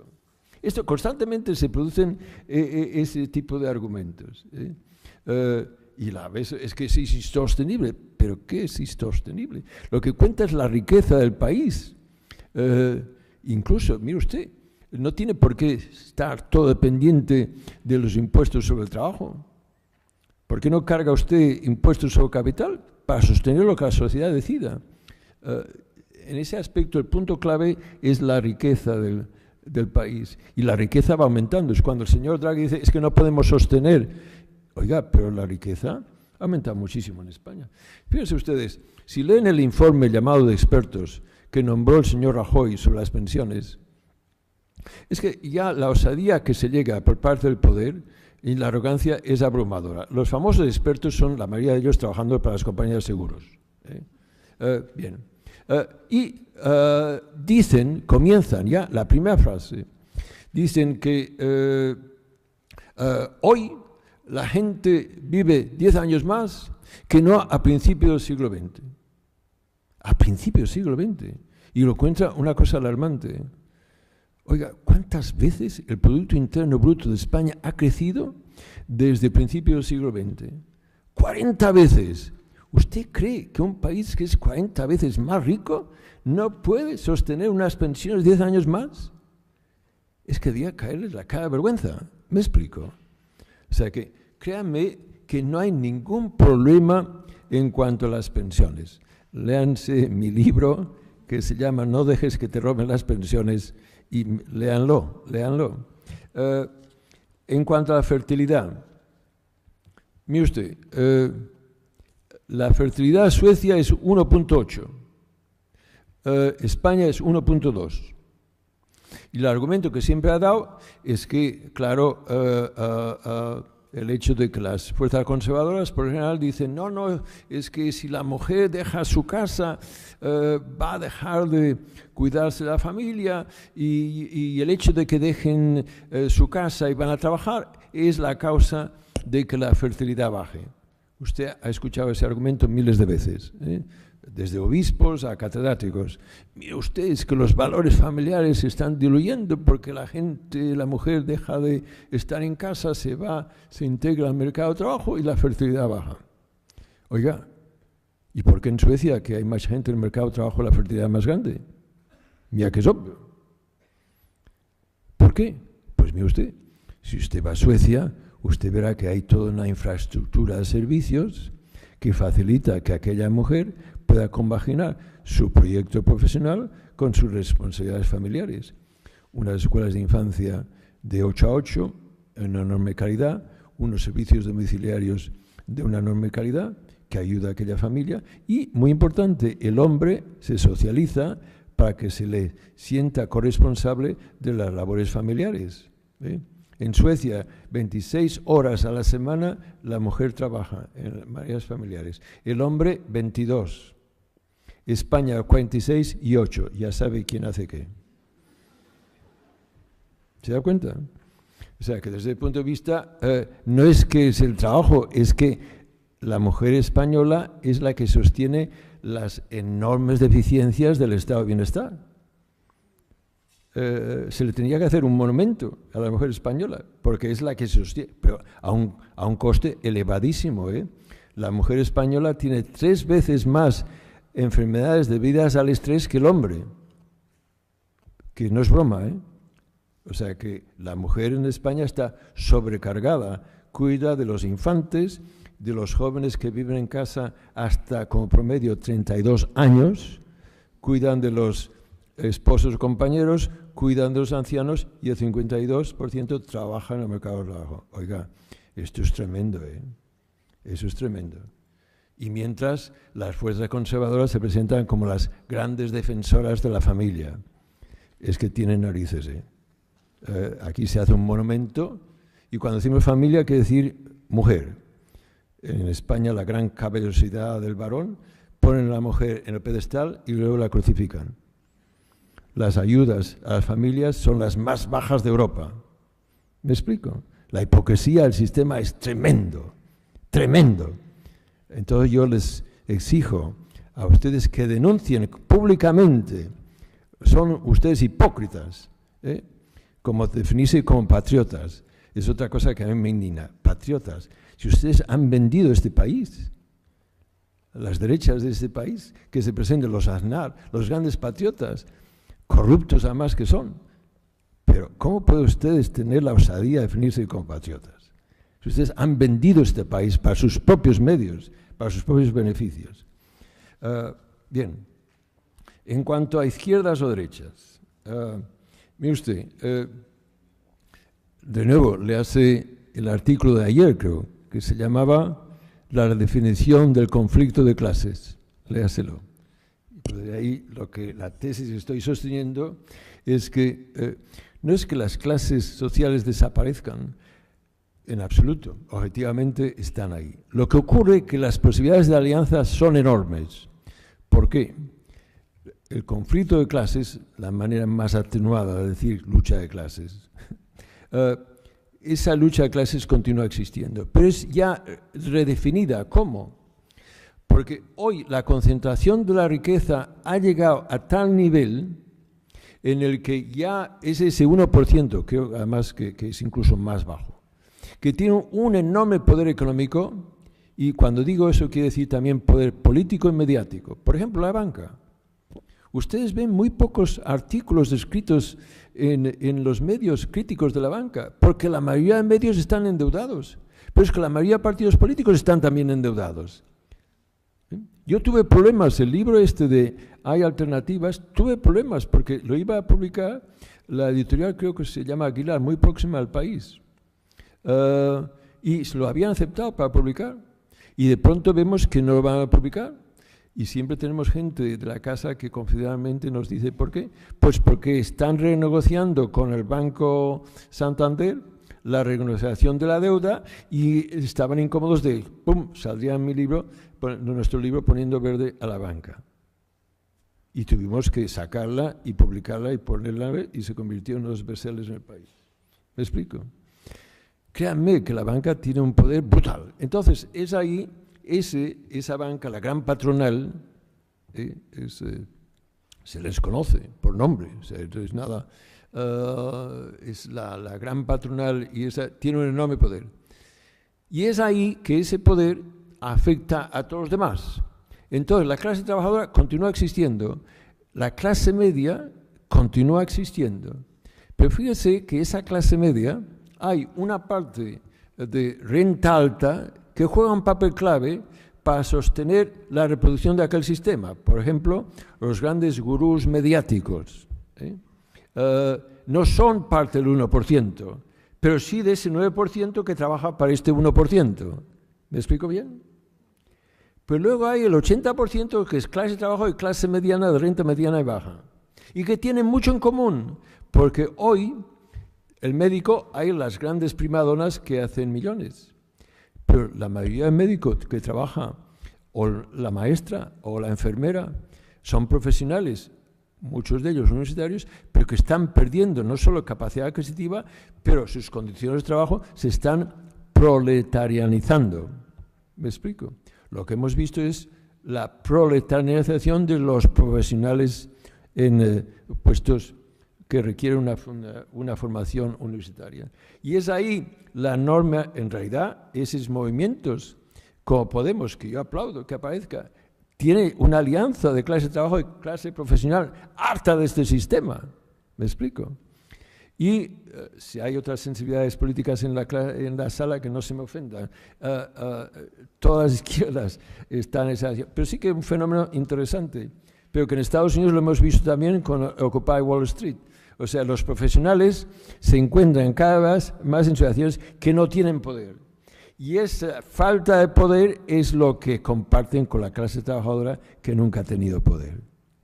La clase media tenía en un momento la ilusión que tenía poder. La está perdiendo. Y es ahí la enorme potencial de esas alianzas, que entonces somos los de abajo, el 80%, en contra de los de arriba. Y no es izquierda o derecha, es que el potencial de la izquierda es enorme, pero tiene que adaptarse tanto en su narrativa como en su análisis en cuanto a captar a ese que no se define de izquierda, pero objetivamente también está en contra de ese 10% que manda en este país. No sé si me he explicado bien. ¿Quieren algo más?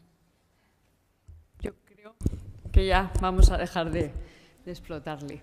Bueno, no, es que mi esposa, que es sueca, por cierto, me está indicando que es que tenemos que comer, que hoy todavía no hemos comido.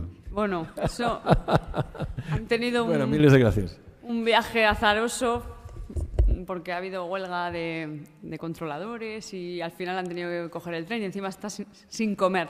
Entonces, agradecerle, bueno, pues muy profundamente el que haya venido, porque ha cumplido desde luego todas las expectativas de la organización. Agradeceros también a todas las personas asistentes, porque bueno, hemos contabilizado 200 personas inscritas y pues para nosotros es un placer, ¿no?, que hayáis estado aquí escuchando al profesor Navarro y también que hayáis participado en las preguntas. Solo recordaros que mañana a las 9 de la mañana seguimos con el curso. Muchísimas gracias.